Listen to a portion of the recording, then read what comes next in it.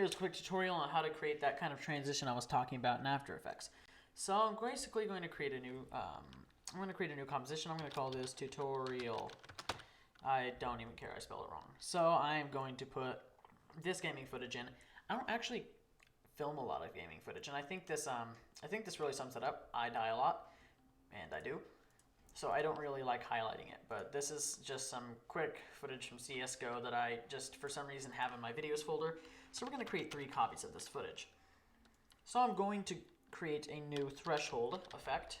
I'm going to put it on both of these top 2. Now I'm going to pre-comp these, and I'm going to do that by right-clicking and clicking on pre-compose, and I'm going to call this outlines.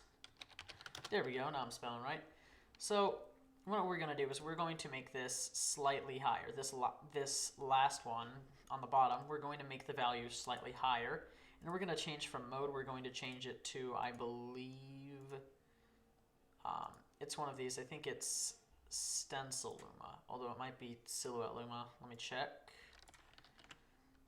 I think this one has to be higher. Yes, okay. So basically, the idea is you just take your 2 levels and you just animate them. So I'm going to zoom in. I'm going to go to about 1 second. And basically, you open them up a bit. So I'll make this 0, and I'll also make this 0. So now you kind of have this kind of searching effect that you were talking about. And if you want, you can take this top one, and you can raise the, no, not like that. You can raise the value a little bit if you kind of want it to be a little smoother, just like that, although it's a little finicky. And now you have even more data. But this is cool on its own, but we wanted to apply it to original footage. So what we can do is we can go to here, and as you've seen, it kind of locks in like that. And the reason that is because the reason it does that is because it's just over it, but if you actually look at it, there's still black footage. So what we need to do is we need to go to mode, and we need to set this to screen. So like that. Now you can see it's over it, but we want to add a little more style to it. So I'm going to add the tint effect to here. And I'll skip in a little bit. And I'm going to set it to, I'm going to actually set it to blue.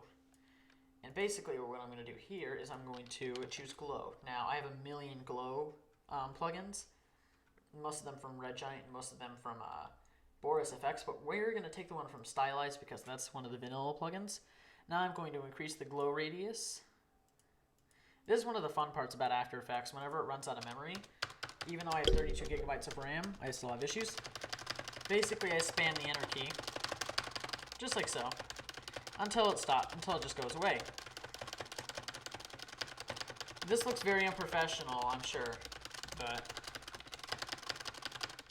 you sometimes really have to get it. Now you can do Control-Alt and divide, and that usually clears the cache. So now you can increase the glow intensity, and then you can lower the radius, and that kind of improves the effect a little bit.